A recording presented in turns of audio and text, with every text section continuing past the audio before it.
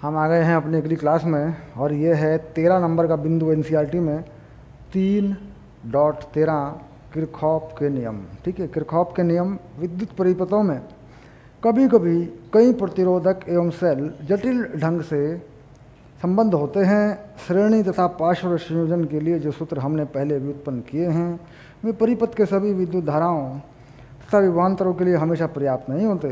दो नियम जिन्हें किरचॉफ के नियम कहते हैं विद्युत परिपथ के विश्लेषण में बहुत उपयोगी होते हैं। यानी श्रेणी क्रम में या समांतर क्रम में या पार्श्व क्रम के लिए जो सूत्र बनाए हैं वो कई बार काम नहीं करते। एक से ज़्यादा सेल अगर लगे हों तो बड़ा परिपथ थोड़ा जटिल हो जाता है। बैटरियों के या सेलों के विभवांतर ईएमएफ जोड़ने में जो चिन्ह है उसका पता नहीं चलता। तो इसलिए क्या है कि उपयोगी बना लिया गया किसको, किरचॉफ के नियम को। यानी किरचॉफ के नियम से कितने भी सेल लगे हों, कितने प्रतिरोध श्रेणी में समांतर में लगे हों, ये नियम लगा दिया जाए तो विद्युत धारा के मान या विभवांतर के मान आसानी से निकाले जा सकते हैं। ठीक, चलिए शुरू करते हैं और इसको लगा कर देखते हैं, न्यूमेरिकल करते हैं इसके ऊपर और ये क्या है ये समझते हैं।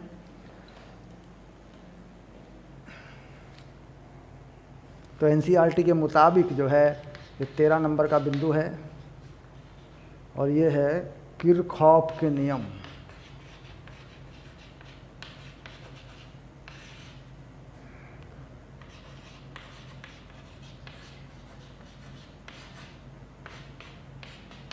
अंग्रेजी में बोल देते हैं इसको किरचॉफ, किरचॉफ बोल देते हैं।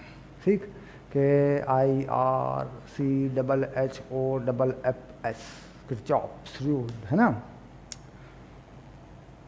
चलिए, तो पहला नियम क्या है, प्रथम नियम क्या है। प्रथम नियम बताता है करंट के बारे में। जो करंट है यानी जो धाराएं हैं उनके बारे में बताता है। दूसरा नियम जो है वो बताता है विभव या विभवांतर के बारे में। तो पहला नियम है, पहले नियम को लिखते हैं संधि नियम।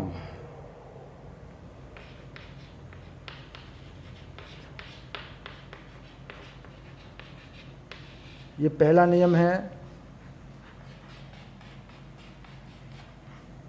दूसरा नियम है पाश लूप नियम।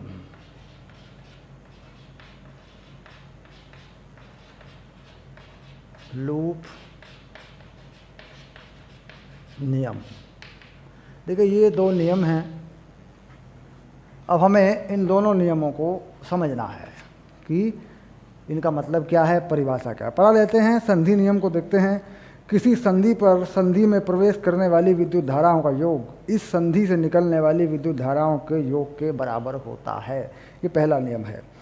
दूसरा नियम है प्रतिरोधकों तथा सेलों में सम्मिलित किसी बंद पास के चारों ओर विभवों में परिवर्तनों का बीजगणितीय योग शून्य होता है। यानी अगर कोई बंद परिपथ हो, प्रतिरोधों तथा शैलों में सम्मिलित किसी बंद पास के चारों ओर विभव में परिवर्तनों का बीजगणितीय योग शून्य होता है। ये दूसरा नियम है। ठीक, अब ये नियम जो है जो परिभाषित हैं एनसीईआरटी में, आपको परीक्षा में लिखने वही हैं। ठीक, अब इन दोनों नियमों को मैं बिल्कुल एनसीईआरटी से लिखता हूँ पहले, उसके बाद मैं इनको समझाता हूँ कि मतलब क्या है इनका, ये काम कैसे करते हैं। ठीक, चलिए इसको लिखता हूँ मैं दूसरे नियम को। प्रतिरोधकों तथा सेलों में सम्मिलित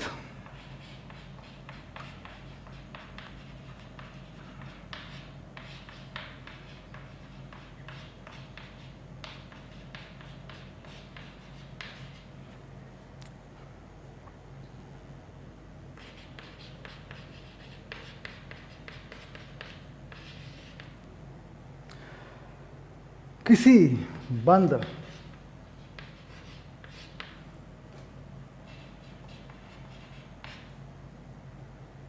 पास के चारों ओर विभव में परिवर्तनों, पास के चारों ओर है ना, चारों ओर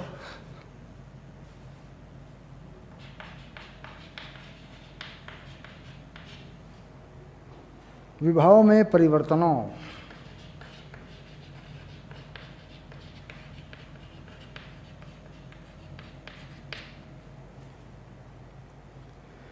का बीजगणितीय योग शून्य होता है।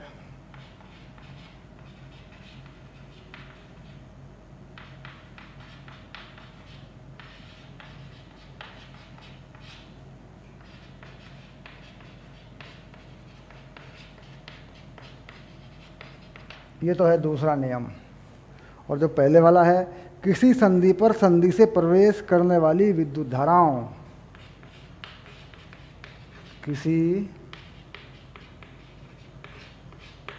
संधि पर संधि से प्रवेश करने वाली विद्युत धाराओं,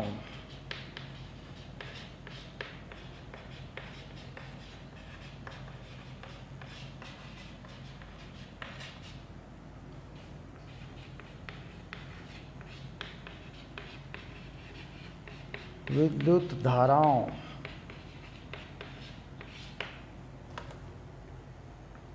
का योग इस संधि से निकलने वाली विद्युत धाराओं का योग इस संधि से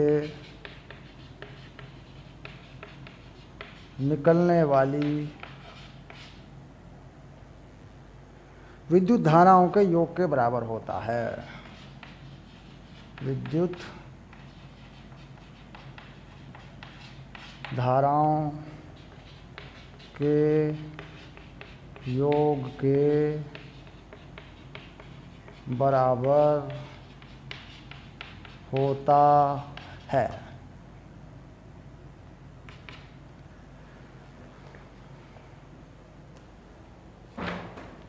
ओके, डन। ये हो गई आपकी दोनों नियम। ठीक, अब बात को समझें, भाषा को समझें। पहले नियम की बात करें, किसी संधि पर प्रवेश करने वाली विद्युत धाराओं का योग। मान लीजिए कोई संधि है, कोई बिंदु है, मान लीजिए ये कोई बिंदु है, इस बिंदु पर आने वाली धाराएं, मान लीजिए ये है, देखिए आने वाली धाराएं, ये है I1 और ये है I2। इस संधि से निकलने वाली धाराएं, ये मान लीजिए निकलने वाली धाराएं हैं I3, I4, I5। ठीक, तो आने वाली धाराओं का बीजगणितीय योग जाने वाली धाराओं के बीजगणितीय योग के बराबर होता है। सीधी सी बात यह है, किसी संधि पर आने वाली विद्युत धाराओं का योग बराबर होता है उस संधि से जाने वाली धाराओं के योग के। छोटी सी बात, इससे भी छोटी बात, किसी संधि पर आने वाली सभी धाराएं अगर जोड़ दी जाएं तो बराबर होती हैं जाने वाली सभी धाराएं अगर जोड़ दी जाएं, यानी आने वाली धाराओं का योग बराबर जाने वाली धाराओं का योग। सीधी सी बात है। ये होता क्यों है, इसका कारण क्या है? विद्युत धारा यानी करंट में चलते हैं इलेक्ट्रॉन, फ्लो ऑफ इलेक्ट्रॉन। तो इलेक्ट्रॉन जितने आएंगे किसी संधि पर, जितने इलेक्ट्रॉन किसी संधि पे आएंगे उतने इलेक्ट्रॉन वहाँ से जाएंगे भी, क्योंकि संधि जो है इलेक्ट्रॉन को खाएगी नहीं। ऐसा नहीं है कि संधि इलेक्ट्रॉन को ख़त्म कर देगी, उन्हें मार देगी या गायब कर देगी। जितने इलेक्ट्रॉन संधि पे आएंगे उतने वहाँ से जाएंगे। तो इलेक्ट्रॉन का फ्लो, इलेक्ट्रॉन का चलना, इलेक्ट्रॉन का बहाव, यही होता है करंट।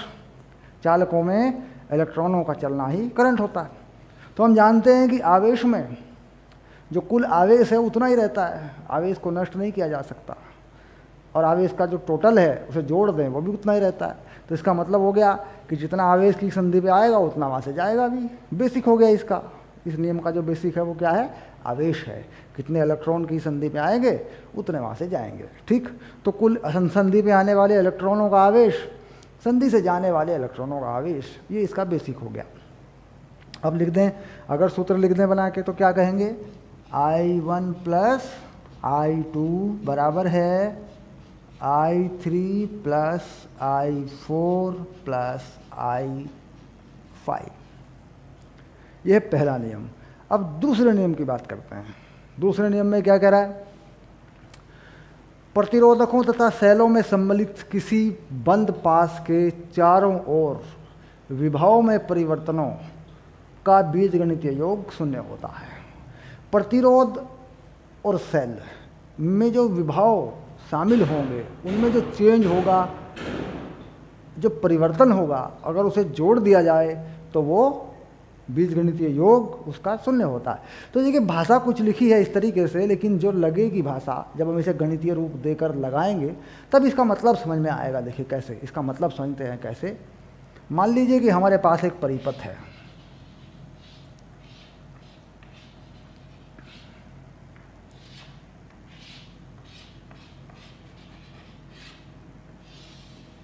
और यहाँ इसका विभवांतर है E1 विद्युत वाहक बल, ये आंतरिक प्रतिरोध है, ये बाहरी प्रतिरोध है, ये इसका आंतरिक प्रतिरोध है, और ये इसका E2 जो है इसका विद्युत वाहक बल है ना, E1। ओके, और जो पोलैरिटी है यानी सेल किस प्रकार लगा है वो दिखाई दे रहा है। ये मान लीजिए ये प्लस है, ये माइनस है, ये प्लस है, ये माइनस है। ठीक, तो यहाँ पर हम ये निर्धारित नहीं कर सकते कि भाई विद्युत धारा किस तरफ को होगी, क्योंकि बैटरियाँ या सेल एक से ज़्यादा हो सकते हैं। और ये मैंने मान लिया कि ये बंद पास है, एक लूप है, और ये लूप किसी भी परिपथ का हिस्सा हो सकता है।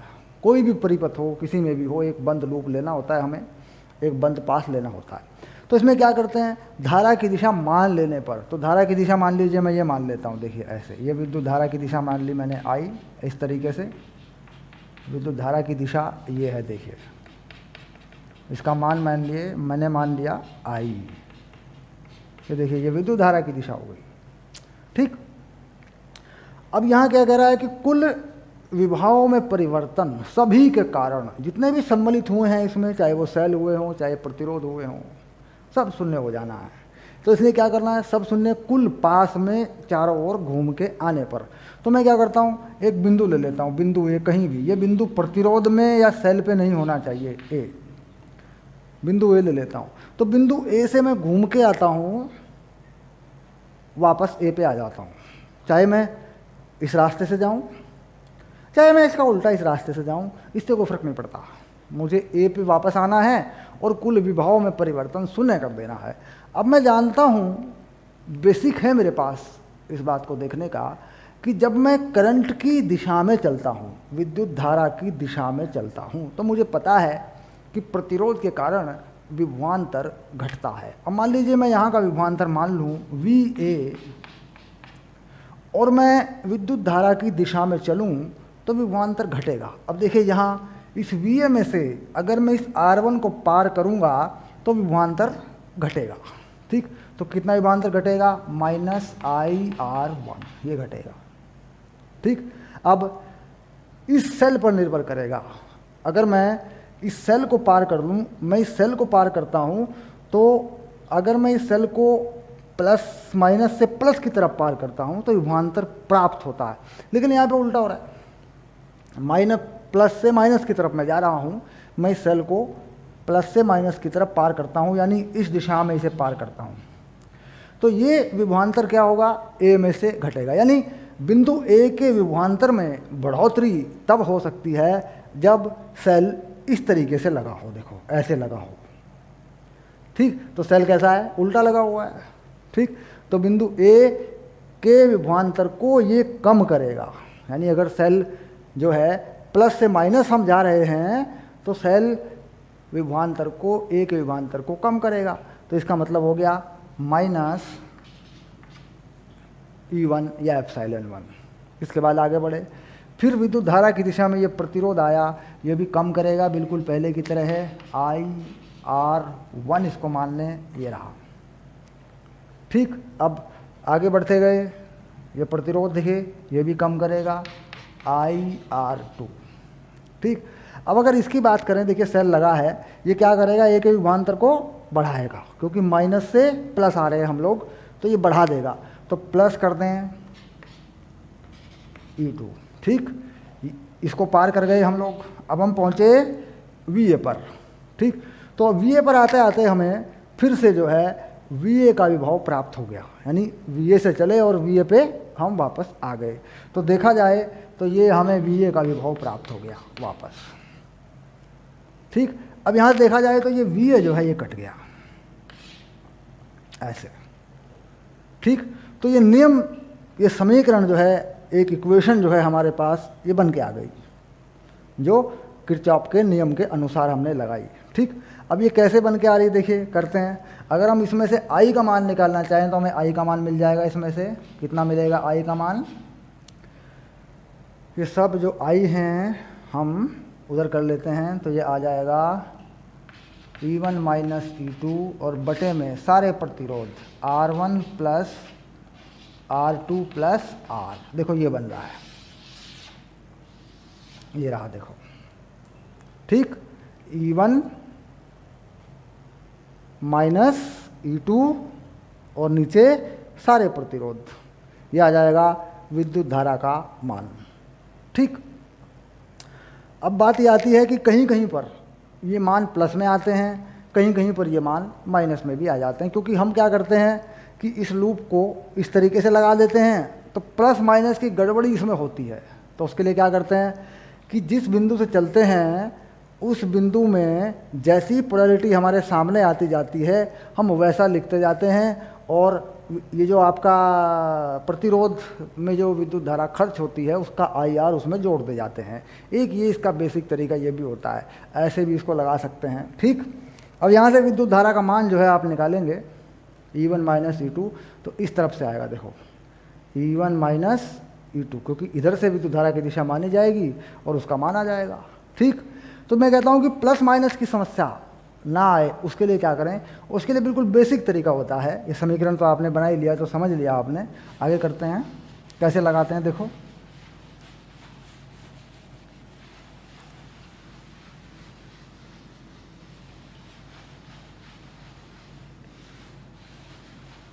चलिए, सबसे पहले एक बिंदु ले लेते हैं। बिंदु कौन सा है? बिंदु A। अब जो भी सामने आता जाता है उसको जोड़ते जाते हैं, IR को भी जोड़ते जाते हैं, और बैटरी का जैसा टर्मिनल हमारे सामने आता है उसको भी जोड़ते जाते हैं। अब देखिए यहाँ से आगे चलते हैं तो इसमें कितना विभव है? IR1, ये रहा। इस बिंदु का कुछ नहीं है, सिर्फ इससे आगे बढ़ा, इस बिंदु से घूम के इसी बिंदु पे आएंगे और जीरो कर देंगे उसको, क्योंकि इस बिंदु का इसी में से अगर घटा दूं विभव तो विभवांतर कितना होगा? 0 होगा। ये बात जायज़ है। अब आगे कैसा निशान है देखिए बैटरी का? प्लस, तो प्लस जोड़ दो, ये आ गया। आगे चलिए, करंट की दिशा में प्लस IR, ये आ गया। फिर करंट की दिशा में प्लस IR2, ये आ गया। अब देखिए माइनस आ गया, तो माइनस E2, और इसके बाद कुछ नहीं, 0, ऐसे आ गया। ठीक, अब देखिए कैसे, बिल्कुल सिंपल ही लगेगा, कोई चिन्ह पद्धति की कोई गड़बड़ नहीं होगी इसमें, बिल्कुल सही आंसर देगा आपको। यानी अगर IR करंट की दिशा में हम जा रहे हैं, यूँ हमने घूम के लूप लगाया है ऐसे, इस तरीके से क्लॉकवाइज कह सकते हैं, वामावर्त कह सकते हैं, तो IR को प्लस करें, बैटरी की जैसी पोलैरिटी आ रही है, प्लस आ रहा है तो प्लस, माइनस आ रहा है तो माइनस। यहाँ से चले IR करंट की दिशा में जा रहे हैं, विभव इसमें कितना विभवांतर होगा? IR। इसके आगे बढ़े, बैटरी का कैसा निशान आया? पॉजिटिव, जोड़ दिया। फिर करंट की दिशा में जा रहे हैं IR1, फिर जोड़ दिया। फिर करंट की दिशा में IR2 है, फिर जोड़ दिया। फिर बैटरी का कैसा निशान आ रहा है? माइनस, माइनस कर दिया, घूम के यहीं आ गए 0। ठीक, तो यहाँ से करंट का मान निकालेंगे तो माइनस की समस्या नहीं आएगी, इसी दिशा में करंट जो है आपको प्राप्त हो जाएगा। कैसे? आई का मान कितना मिलेगा देखो, यह आएगा E2 minus E1, R1 plus R2 plus R। तो इसी के अनुसार जो आपने करंट मानी है इसी के अनुसार आएगा। देखो, प्रभावी करंट यहाँ से चलेगी तो E2 माइनस E1 प्रभावी EMF बनेगा, विद्युत वाहक बल बनेगा, और कुल प्रतिरोध आ जाएगा, बिल्कुल साफ दिखाई देगा। यानी लगाने का जो तरीका है, बीजगणितीय तरीका जो है वो ये तरीका है। इससे पहले का जो बात थी कि विभव घटता जाता है, बढ़ता जाता है, उसमें अगर काउंट करते हैं तो माइनस यानी चिन्ह पद्धति की गड़बड़ उसमें हो जाती है, लग जाता है वो भी, आंसर उससे भी ठीक आते हैं, लगाया जाता है उसको भी।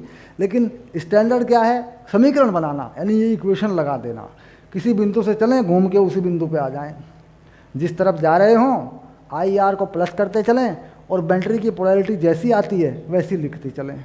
ठीक, ये कर देंगे इसको, ठीक है। तो ये जो है लगाया हमने, लगा के दिखाया। अब इसको इन दोनों पर आधारित जो उदाहरण है वो मैं आपको करा देता हूँ, ठीक है।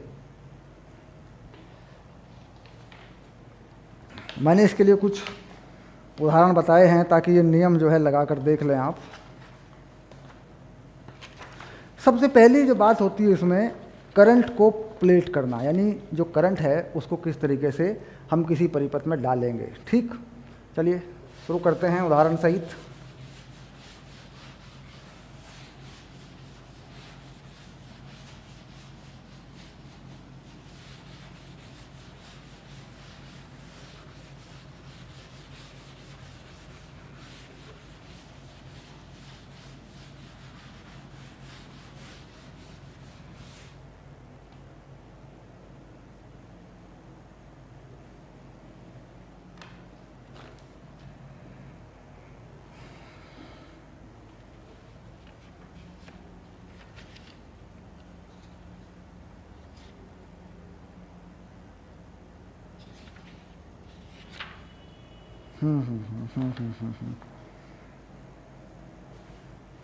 करंट को परिपथ में कैसे डालेंगे। देखिए मान लीजिए सबसे पहली बात हमारे पास क्या होती है, मान लीजिए हमारे कोई परिपथ है, हमारे पास कोई परिपथ है इस तरीके से जिसमें 3 शाखाएं हैं,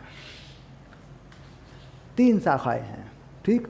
अब इन 3 शाखाओं में करंट को डालने का सामान्य तरीका क्या होता है, एक करंट को मान लेते हैं आई, उसकी दिशा मान लेते हैं ऐसे, और दूसरे वाली को बीच वाले में डाल देते हैं I1, जो बचेगी उसे ऊपर डाल देते हैं I माइनस I1, ठीक। अब देख रहे हैं यहाँ से जो करंट है वो आ रही है I माइनस I1, यहाँ से कितनी जा रही है I1, और ये टोटल मिल के वापस यहाँ कितनी बन जाएगी I। क्यों? क्योंकि हम देख रहे हैं कि किसी बिंदु पर, किसी संधि पर जो करंट है, जाने वाली करंट बराबर है आने वाली करंट, ठीक। आने वाली करंट को जोड़ दें तो I बन जाएगी। तो ये सामान्य सा तरीका है I1, और ये कितनी बचेगी, अगर I जाए तो I माइनस I1, यहाँ से घूम के कितनी आएगी I माइनस I1, यहाँ से I1 फिर I बन जाएगी। तो यानी देखा जाए तो यहाँ से लेके यहाँ तक इस रास्ते पे अगर देखें तो कितनी करंट है I, और यहाँ से यहाँ तक देखें तो I1, यहाँ से यहाँ तक देखें तो I माइनस I1। तो ये सामान्य है, बैटरी या प्रतिरोध कैसे भी लगे हों, ये एक सिंपल सी प्रक्रिया होती है करंट को बांटने की। अब मान लीजिए मैं इसमें प्रतिरोध और बैटरी लगा देता हूँ तो कुल मिला के कैसा मामला बनेगा। मान लीजिए मैंने एक सेल लगा दिया अपनी तरफ से ऐसे, और एक प्रतिरोध लगा दिया यहाँ पे R1, सेल लगा दिया E1, ठीक। और यहाँ पे भी कोई सेल लगा दिया मैंने ऐसे E2, और प्रतिरोध लगा दिया R2। यहाँ पे भी कोई सेल लगा दिया, मान लीजिए मैंने यहाँ प्रतिरोध लगा दिया उसका R3, और ये मान लिया E3, ठीक। अब ये सेल कैसे भी लगे हों इससे कोई फर्क नहीं पड़ता, इससे कोई फर्क नहीं पड़ता, ये सेल कैसे भी लगे हों, इधर प्लस हो इधर माइनस हो, ये करंट जो मैंने पहले बना दी वही लगेगी इसमें, और उसी के हिसाब से काम करेगा। अब उसके बाद मैं लिख देता हूँ कुछ नाम A, B, C, D, और ये C डैश D डैश, ठीक। अब इस पे अगर नियम लगा कर देखूँ तो कैसे लिखूँगा मैं नियम को। अब चूँकि हमने बना लिया कि नियम कैसे लिखते हैं, एक नियम बना लिया हमने, एक रूल बना लिया, जैसे मैंने लिख के दिया था इसी हिसाब से मैं लगा के दिखा देता हूँ आपको, तो पक्का हो जाएगा कि भाई इसे करंट डालनी है, ऐसे कोई लूप लगा देना है, मतलब बिल्कुल बिल्कुल सरल सिंपल सा हो जाएगा मामला।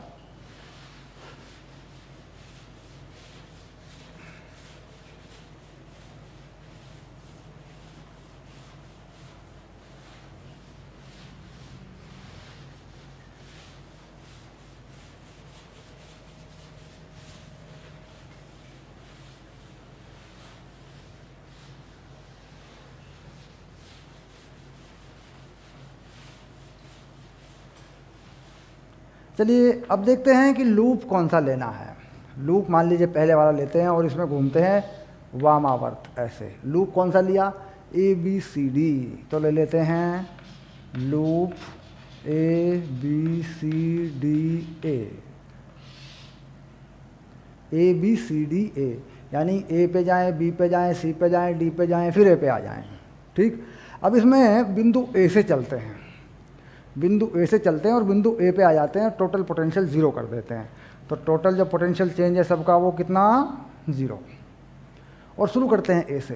देखिए जैसे ही ए से आगे बढ़ते हैं बैटरी का पॉजिटिव हमारे सामने आता है और इसका जो विद्युत वाहक बल है वो E1 है, तो पॉजिटिव में ही लिख देते हैं इसको ऐसे।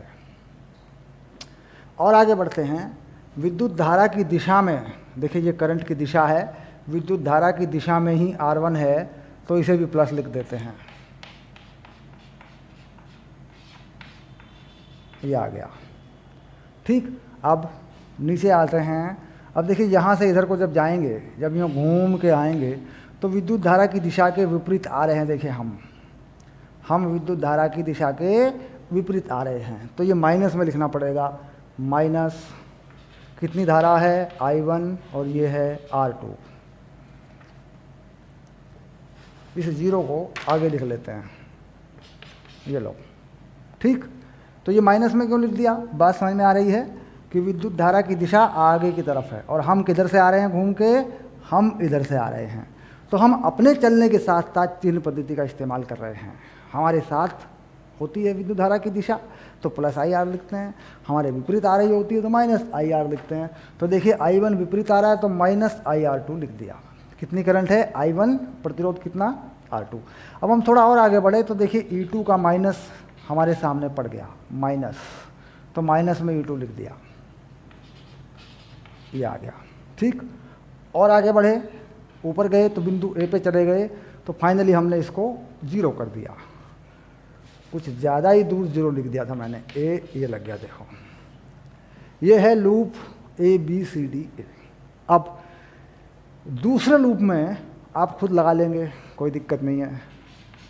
लूप, ये कौन सा लूप है, लगा लीजिए, DCC''D''D, इस बिंदु से लगा देंगे। देखो DCC''D''D,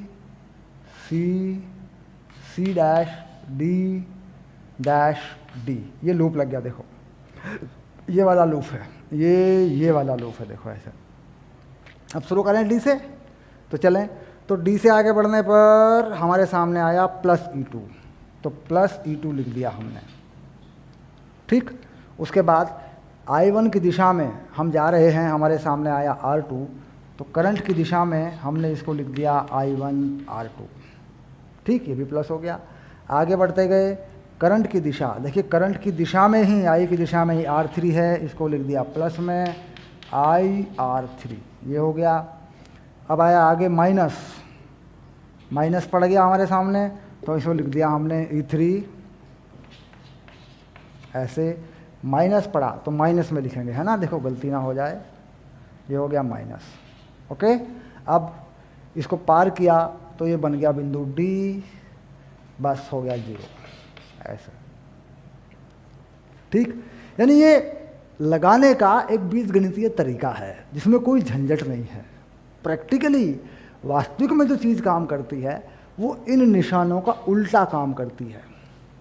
बात समझ रहे हैं, यानी वास्तविक में जो चीज़ काम करती है वो ऐसे काम करती है कि इस पूरे के पूरे समीकरण को माइनस से गुणा कर दूं तब ये चीज़ काम करती है। यानी सेल से गुजरते हैं, सेल के प्लस से माइनस में घुसते हैं तो ये माइनस होता है।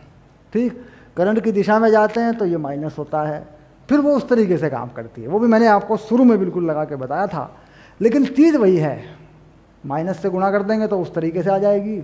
जैसे हम चलते हैं, एक जगह से दूसरी जगह जाते हैं, विभव करंट की दिशा में जाने पर घटता है, फिर ये उस तरीके से काम करेगा।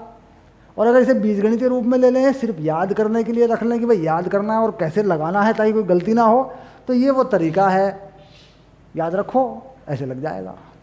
ठीक, अब देखिए बेसिक गड़बड़ी कहाँ है। मान लीजिए मैं दो बिंदु ले लूँ, हमें ये समझना भी है कि जो हम लगा रहे हैं बीजगणितीय रूप में अपनी समीकरणें हल कर रहे हैं, इसमें और वास्तविक में जो वास्तविक मतलब होता है विभव का, घटने का, बढ़ने का, उसका मतलब क्या है। मान लीजिए मैं दो बिंदु ले लूँ, एक बिंदु ले लूँ ये बिंदु ले लूँ मैं M, और एक बिंदु ले लूँ मैं ये N। ठीक, मैं चाहता हूँ Vm माइनस Vn, मैं ये चाहता हूँ। तो इसका मतलब है कि मैं n से चलूँगा और m पे जाऊँगा, मैं n से चलूँगा और m पे जाऊँगा। तो n से चल के जब मैं m पे जाऊँगा तो मैं इस दिशा में चलूँगा, इस दिशा में चलूँगा, देखिए मैं ऐसे, और मैं कहाँ तक पहुँचूँगा, मैं m तक पहुँचूँगा, क्योंकि मेरा प्रारंभिक बिंदु क्या है n और अंतिम बिंदु क्या है m। ठीक, अब देखिए होता क्या है, जैसे ही मैं n से चलूँगा तो मैं देख रहा हूँ कि जो विद्युत धारा की दिशा है वो विपरीत है। विद्युत धारा की दिशा I माइनस I1 मैंने मानी है, वो विपरीत दिशा में आ रही है ऐसे। तो n से अगर मैं इधर जाऊँगा तो विभवांतर जो है क्या होगा, विभवांतर विभव मुझे मिलेगा या मुझसे लिया जाएगा, खर्च होगा, वो मुझे मिलेगा, क्योंकि विद्युत धारा की दिशा में जाने पर प्रतिरोध विभवांतर को या विभव को घटा देता है, विभव को घटा देता है ये कहेंगे हम। विद्युत धारा की दिशा में हम जाते हैं प्रतिरोध के साथ साथ, तो प्रतिरोध विभव को गिरा देता है, क्योंकि वो खर्चा करता है, वो मांगता है विभव। तो इसका मतलब हो गया कि जब n से इस तरफ आएंगे धारा की दिशा में तो विभव प्राप्त होगा। तो कितना हो गया, I माइनस I1 और R1, ये हो गया। थोड़ा और आगे बढ़े, अब बैटरी के नेगेटिव से पॉजिटिव में निकले तो विभव हमें प्राप्त होगा, हमें मिलेगा फायदा, प्रॉफिट। तो वो कितना हो गया, E1।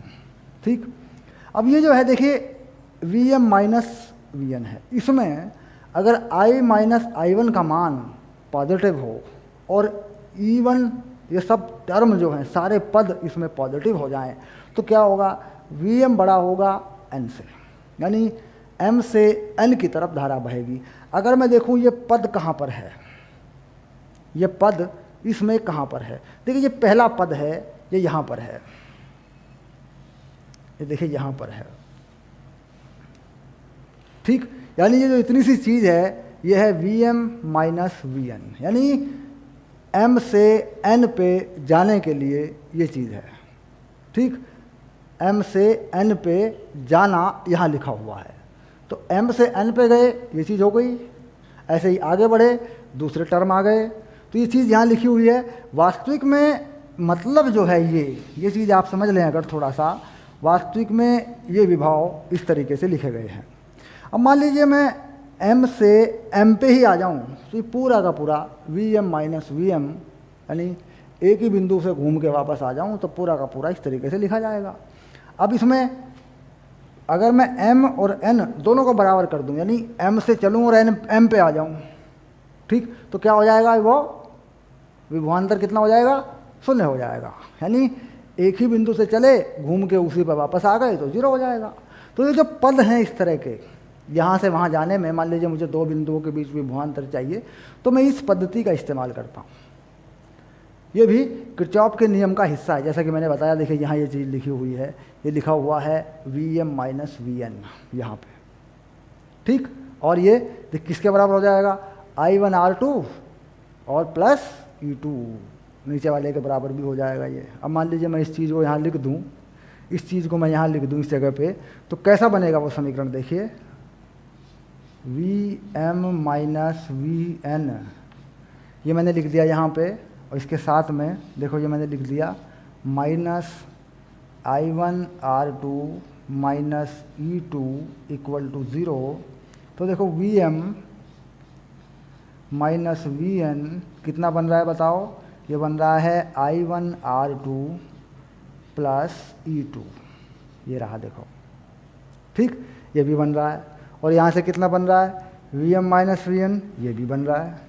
यानी जितना विभवांतर इन दोनों के बीच में है वो इस लूप से देखा जाए तो वो कितना बनेगा, यहाँ से लेके यहाँ तक इस लूप से आ जाएं तो भी वही बात है, ऐसे चले जाएं ऐसे, ठीक। और अगर इस घूम के यहाँ से नीचे से आ जाएं तो भी वही बात है, नीचे भी इस चीज़ को लगा जा सकता है। Vm माइनस V1 ये वाली चीज़ इसमें कहाँ बनती है, देखो ये वाली चीज़ में बनती है I1 R2 प्लस E2, ये रहा देखो, ये रहा वो टर्म, ये पद है। ये कौन से पाश का है, ये नीचे वाले के पाश का है। ये किसके बराबर हो रहा है, देखो ये हो रहा है IR3 माइनस E3। यानी अगर नीचे वाले पास को ले लूँ, इस चीज़ को देखूँ VM माइनस VN, तो कितना बन रहा है IR3 माइनस E3, यानी नीचे वाले में भी ये चीज़ दिखाई दे जाएगी IR3 माइनस E3, ये रहा देखो। तो कुल मिलाकर बात ये आती है, अगर हम सीधे सीधे देखें कि VA minus VB equal to VD minus VC equal to VD dash minus VC dash, क्योंकि ये सब बिंदु जो हैं, ये बिंदु जो हैं, ये एक दूसरे से समांतर क्रम में जुड़े हुए बिंदु हैं। अगर परिपथ के हिसाब से करें तो इन सभी के बीच का जो विभवांतर है वो समान है, ठीक।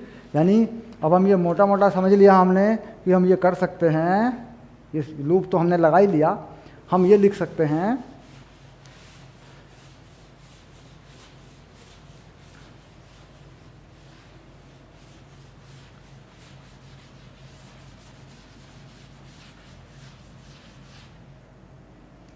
हमने रिजल्ट यहाँ से निकाला, लगा कर देखा गणितीय विधि में कि भाई VA माइनस VB बराबर है VD माइनस VC बराबर है VD dash minus VC dash.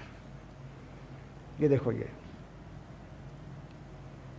ठीक, ये हमने निष्कर्ष निकाल लिया और इसके हिसाब से हम आगे कहीं भी न्यूमेरिकल में, किसी में, कहीं भी हम ये चीज़ लगा सकते हैं। इसका मतलब होता है B से A पे जाना, C से D पे जाना, C डैश से D डैश पे जाना, ठीक। अब मान लीजिए B से A पे जाते हैं, तो ये रहा देखिए B से A पे जाना। अब मैं निकालता हूँ VA माइनस, ये बहुत ज़रूरी चीज़ें हैं, मैं इनको निकाल के दिखाऊंगा। इसका मतलब है B से A पे जाना, ये प्रारंभिक बिंदु है, ये अंतिम बिंदु है। तो B से A पे जाना, ये देखिए B से A पे जा रहे हैं, करंट की विपरीत दिशा में आ रहे हैं, तो विभव मिलेगा I माइनस I1 R1, ठीक। और बैटरी को पार करेंगे, माइनस से प्लस जाएंगे तो भी विभव प्राप्त होगा, यानी प्लस E1। अब ये पहला हो गया। अब दूसरा देखते हैं, अब निकालते हैं VD माइनस VC, यानी C से D पे जाएंगे। देखिए करंट की विपरीत दिशा में जा रहे हैं तो विभव प्राप्त होगा I1 R2, बैटरी फिर प्लस हो रही है, फिर प्लस हो जाएगा E2, ठीक। उसके बाद C डैश से D डैश पे जाते हैं, VD dash minus VC dash. तो करंट के साथ साथ जा रहे हैं, करंट इस तरफ को जा रही थी, करंट की जो दिशा है वो इस तरफ को है, ये I जो है इस दिशा में आ रही है, तो माइनस होगा माइनस IR3, ओके। और बैटरी के प्लस माइनस से प्लस पे जा रहे हैं तो प्राप्त होगा, यानी प्लस E3, ठीक। इस तरीके से ये विभव हैं सब, ये सब बराबर होंगे। अब ये सब बराबर होंगे, अब इन्हें चाहे आप इस तरीके से लगा लें, चाहे लूप लो लगा के लगा लें, चाहे किरचॉफ के नियम से लगा लें। ये तीन समीकरण जो है, इसको इसके बराबर कर दूं, इसको इसके बराबर कर दूं, तो दो समीकरण बनेंगे मेरे पास।